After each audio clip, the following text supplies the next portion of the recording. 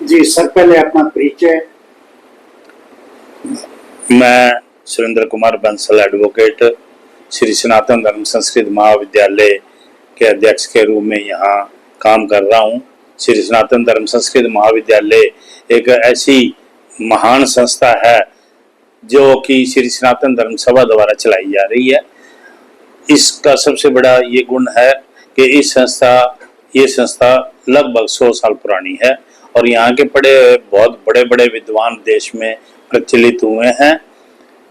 इस संस्था में दाखले की बात आ रही है कि पहले एक 9 वर्ष के जो हैं, ये दाखले कब से शुरू है और कब तक है? श्री सनातन धर्म संस्कृत महाविद्यालय संस्कृत की विद्या प्रदान करती है। यहाँ शास्त्री की शिक्षा दी जाती है जो कि बीए के इक्विवेलेंट है, यानी कि बीए प्लस शास्त्री। इस हिसाब से 2 डिग्री हो जाती है। आपको बीए भी कराई जाएगी जो कि शास्त्री शामिल होगी।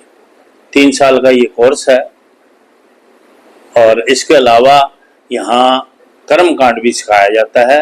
जो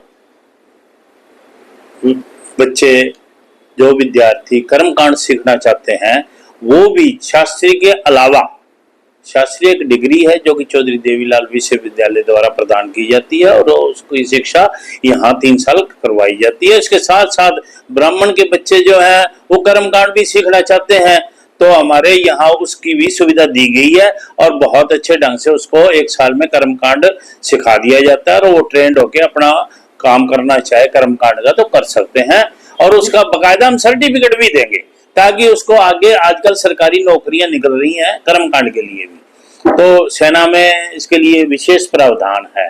तो सेना में हमारा सर्टिफिकेट चलेगा और शास्त्री की डिग्री भी चलेगी, कर्मकांड भी चलेगा। अब शास्त्री की डिग्री में भी कर्मकांड एक सब्जेक्ट बना दिया गया है तो वो वैसे भी सीखा जाएगा और आपकी बीए की डिग्री हो जाएगी और शास्त्री की हो जाएगी। सबसे बड़ी बात यह है कि यहाँ अनेकों सुविधाएं हैं जो कि किसी अन्य कॉलेज में नहीं है।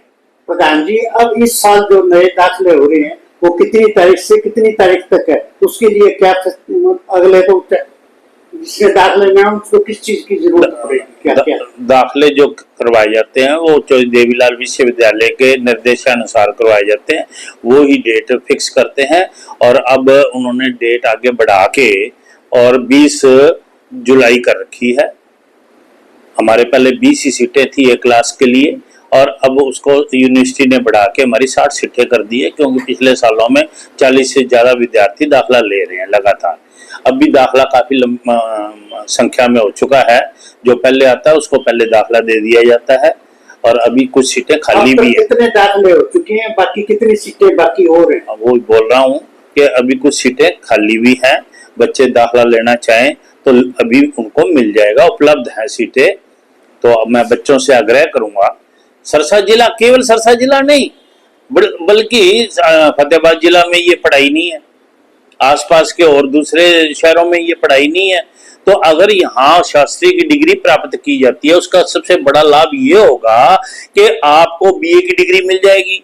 आप बीए के लिए जो भी नौकरी अप्लाई करना चाहते हैं वो इस डिग्री से आप बीए की नौकरी के लिए अप्लाई कर सकते हैं। परंतु जो संस्कृत टीचर लगेंगे, चाहे वो किसी भी सरकार में लगेंगे, हरियाणा सरकार, राजस्थान सरकार, पंजाब सरकार, केंद्र सरकार या मिलिट्री में, तो वो संस्कृत के शास्त्री पढ़े हुए लगेंगे। उसका लाभ ये हो रहा है, मैं 2024 की बात करना जरूर चाहूंगा कि 2024 में हरियाणा सरकार ने जो नौकरियां निकाली उसमें एससी की नौकरियां अब तक खाली पड़ी हैं, बीसी की नौकरियां अभी तक खाली पड़ी हैं, जनरल की पूरी भरी गई, बच्चे इतने नहीं थे। तो मैं इसलिए आग्रह करना चाहूंगा सभी विद्यार्थियों से जो बीए करना चाहते हैं, खास तौर पे उनको मैं कहूंगा बीए की बजाय आप शास्त्री में बीए करें क्योंकि नौकरियां सामने उपलब्ध हैं। आप जैसे शास्त्री की यहाँ डिग्री ले लोगे उसके बाद आपने एमए या बीएड करनी है और आप नौकरी के लिए एलिजिबल हो जाएंगे और आपको हरियाणा सरकार की कम से कम जो नौकरी की तनख्वाह है वो 73,000 रुपये प्रति माह है कम से कम। सिंपल टीजीटी के लिए, और ऐसी नौकरी और कहीं भी नहीं है। और फैसिलिटी के मामले में इस महाविद्यालय में जो फैसिलिटी है, मैं दावे से कह सकता हूं अन्य किसी महाविद्यालय में, किसी कॉलेज में ऐसी फैसिलिटी नहीं है। हर साल हम बच्चों को घुमाने के लिए तीर्थ श्री सनातन धर्म संस्कृत महाविद्यालय सिरसा देश का ऐसा एक जाना माना महाविद्यालय है जो संस्कृति की जोत जगाए हुए है, और यहाँ के पढ़े हुए विद्यार्थी एक सिंगल भी बेरोजगार नहीं है। ये हमारे लिए बहुत खुशी की बात है। तो मैं सभी से आग्रह कर रहा हूँ कि इस महाविद्यालय में आए, जुड़े और इस महाविद्यालय में आके, कॉलेज में आके अपनी शिक्षा ग्रहण करें। सुविधाओं की आपने प्रश्न करा तो मैं उसके बारे में बताना चाहता हूँ कि इस महाविद्यालय में बच्चा जो दाखिल लेता है, फीस तो नाम मात्र की है, लेनी होती है लेकिन नाम मात्र की है। उसके अलावा एससी बच्चों को हरियाणा सरकार, भारत सरकार की सालों की नीतियों के अनुसार उनको स्कॉलरशिप मिलती है। जो कॉलेज की फीस होती है प्लस उनको 3,035 रुपये जोड़ के, और हरियाणा सरकार, भारत सरकार मिलके दोनों स्कॉलरशिप प्रदान करती है। बीसी को भी यही नीति है। जनरल के लिए कुछ विशेष नीतियां हैं कि उसके नंबर जो है ना 70-80% नंबर आते हैं, उन बच्चों को दी जाती है। संस्कृत यूनिवर्सिटी है केंद्र सरकार की, वो भी स्कॉलरशिप देती है, उसमें कोई भेदभाव नहीं है। एससी बीसी जनरल कोई भेदभाव नहीं, सबको दी जाती है। यानी कि एससी बीसी के बच्चों को डबल स्कॉलरशिप भी मिल सकती है। इसके अलावा महाविद्यालय के साथ 85 दानदाता ऐसे जुड़े हुए हैं जो हर साल बच्चों को पढ़ने के लिए मदद करते हैं, और वो स्कॉलरशिप अपनी जेब से देना पसंद करते हैं जिनको जरूरत होती है। जो विद्यार्थी एप्लीकेशन लगाएगा अपनी जरूरत के अनुसार, उस विद्यार्थी को कम से कम 3100 रुपये प्रदान कर दिए जाएंगे। ये महाविद्यालय की तरफ से है, इसके साथ जुड़े हुए शहरवासियों की तरफ से है। ये एक उसके, ताकि उसके कोई बोझ, आर्थिक बोझ उसके ऊपर ना पड़े। उसके अलावा विद्यार्थियों को किताबों के लिए बाजार में भटकने की जरूरत नहीं है, ना खरीदने की जरूरत है। महाविद्यालय खुद उनको हरिद्वार से या वाराणसी से, बनारस से मंगवा के उनको नई किताबें प्रदान की जाती हैं, और उसका कोई एक पैसा चार्ज नहीं किया जाता।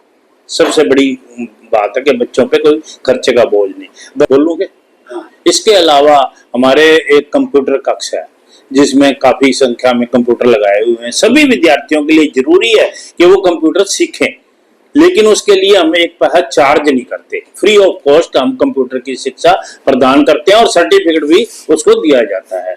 इसके अलावा हम विद्यार्थियों को यहाँ फ्रेश पानी है, साफ, गर्मियों में ठंडा पानी, कूलर लगे हुए हैं और पंखे लगे हुए हैं।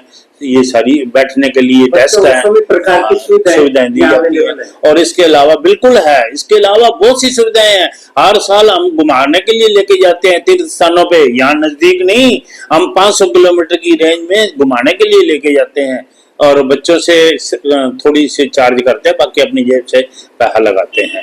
विद्यार्थियों के लिए अब रहने की बात आपने प्रश्न करा कि उसके लिए हमारे हॉस्टल फैसिलिटी है, लेकिन वो केवल लड़कों के लिए है। उसके लिए कोई चार्ज की बात नहीं है। 800 रुपये महीना लिया जाता है एक बच्चे से, और उसके बदले में रहना, खाना पीना और बिजली सारा कुछ फ्री है, कुछ भी चार्ज नहीं किया जाता। इसके अलावा अनेकों फैसिलिटी है, जो मैं बोलूंगा तो काफी लंबा हो जाएगा। बहुत सी फैसिलिटी है। हम आम जन को, जो आम शहरवासी हैं गाँव, उनको आप क्या अपील करना? मैं सभी शहरवासियों को, गांव के रहने वाले लोगों को, और दूसरी संस्कार अगर बच्चों को प्रदान करने हैं, संस्कृति बच्चों को प्रदान करनी है, बच्चों को रोजगार प्रदान करना है, बच्चों में अपनापन पैदा करना है, तो अपने बच्चों को यहाँ पढ़ाएं और एक बेहतर शिक्षा प्रदान करें। और नौकरी की गारंटी है, मैं बोल रहा हूँ गारंटी शब्द, कि सरकार जब नौकरियां निकलेंगी, मेरे इस महाविद्यालय के पढ़े बच्चे को नौकरी मिले ही मिलेगी। ये इस बात की गारंटी, यहाँ का पढ़ा हुआ विद्यार्थी बेरोजगार नहीं रह सकता, बेरोजगार नहीं रहेगा। सबसे बड़ी, और लड़कियों के लिए ये संस्कारी बनेगी, वो परिवार को बढ़ाएंगी, परिवार को बनाएंगी, परिवार को एकजुट रखेंगी। इसका मैं दावा करता हूँ। हमारे पढ़े हुए बच्चे जितनी लड़कियां हैं, मैं ब्याह शादियों मेरे पास कार्ड आते हैं, मैं जाता हूँ, उनके माँ बाप इतने आशीर्वाद देते हैं, दुआएं देते हैं कि आपने हमारी बच्ची को कितना लायक बनाया है।